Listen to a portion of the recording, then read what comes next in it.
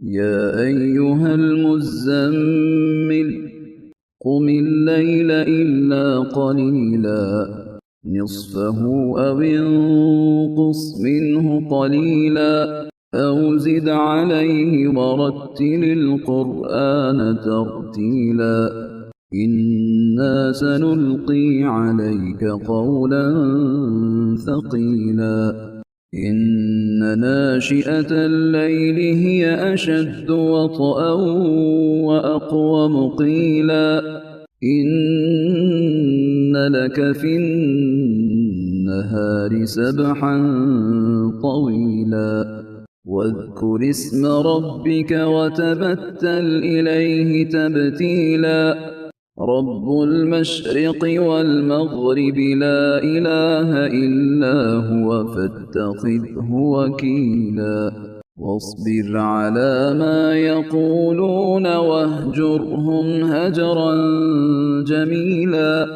وذرني والمكذبين أولي النعمة ومهلهم قليلا إن لدينا أنكالا وجحيما وطعاما ذا غصة وعذابا أليما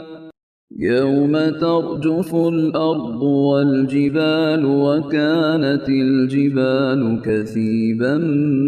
مهيلا إنا أرسلنا إليكم رسولا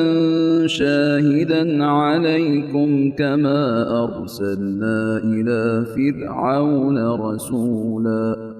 فعصى فرعون الرسول فأخذناه أخذا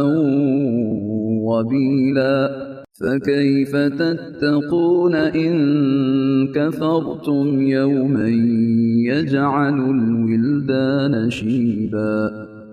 السماء منفطر به كان وعده مفعولا إن هذه تذكرة فمن شاء اتخذ إلى ربه سبيلا إن ربك يعلم أنك تقوم أدنى من ثلثي الليل ونصفه وثلثه وطائفة من الذين معك والله يقدر الليل والنهار علم أن لن تحصوه فتاب عليكم فاقرؤوا ما تيسر من القرآن علم أن سيكون منكم مرضى وآخرون يضربون في الأرض يبتغون من فضل الله وآخرون يقاتلون في سبيل الله فاقرؤوا ما تيسر منه وأقيموا الصلاة وآتوا الزكاة وأقرضوا الله قرضا حسنا وما تقدموا لأنفسكم من خير تجدوه عند الله هو خيرا وأعظم أجرا واستغفروا الله